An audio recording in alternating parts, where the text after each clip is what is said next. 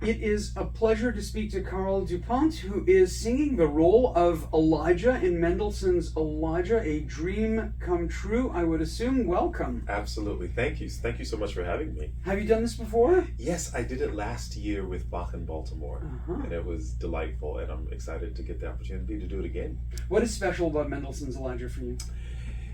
There is such an immense world of emotions encapsulated in this oratorio. You know, usually we think of opera is where all of the Sturm und Drang and all of the emotions and the high velocity singing is. But here, over the course of these two acts, Elijah goes through a full cycle of emotion, and so do the other compatriots, the soprano, the tenor, the mezzo. They just have these very wide range of expressions, and it just makes it thrilling. Well, this is an Old Testament story it's the Old Testament-est, as it were. I mean, it doesn't get any more dramatic, complete with miracles and the good people are rewarded and the bad people, bad things happen to. Yeah, I was looking at it the other day, and I remember thinking how relevant it still is today, though. We're talking about drought. We're talking about changes in climate. Yes. We're talking about starvation. We're talking about migration. We're talking about demagoguery. I mean, yes, it's very Old Testament, but honestly, if you just change the names, you could put it on any news station right now.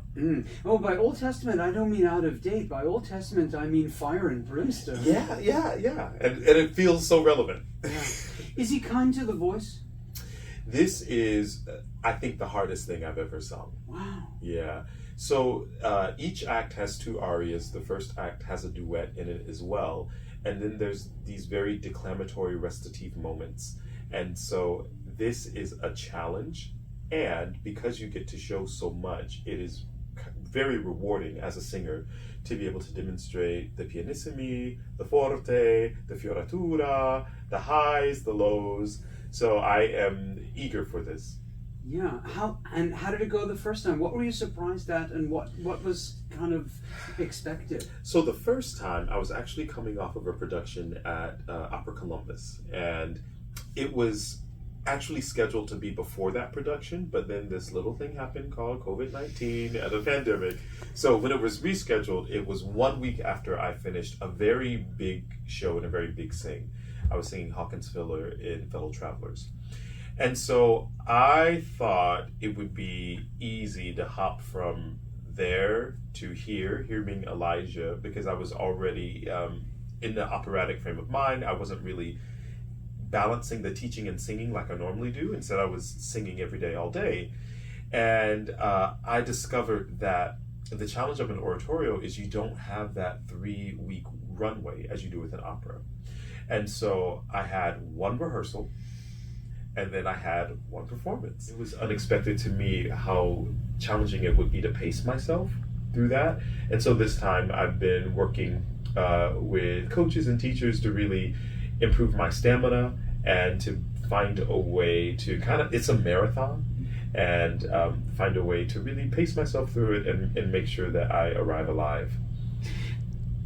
I never even thought of that in terms of opera, that you have all of these Sitzproben and the Wandelproben and all of these things, and that gives you a chance to kind of work your way into this, and this is bang from the get. I'm thinking about that. What a challenge. I mean, 1 or 2 rehearsals and you sing Elijah. Yeah, and it's a very physical act, and it requires a lot of stamina, and the body has to learn what that requires and how to manage resources in that way. But luckily, as humans, we are designed to adapt, and our brains are designed to be plastic. So I am full on swing of learning how to do that. You seem like a very agreeable person. He's a very serious guy.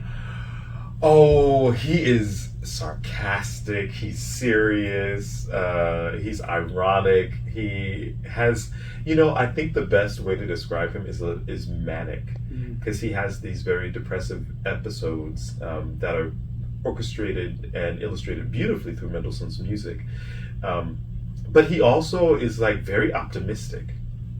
I think about the scene where his life is on the line, and he's calling to the Lord to set this bullock on fire, and the music. We say you can't fight the music, and I'm always helping my students to when they're coming up with their backstories to make sure that it's indicated in the music. There is such assuredness in that aria, Lord God of Abraham. He is just so confident that the Lord is going to come down with fire.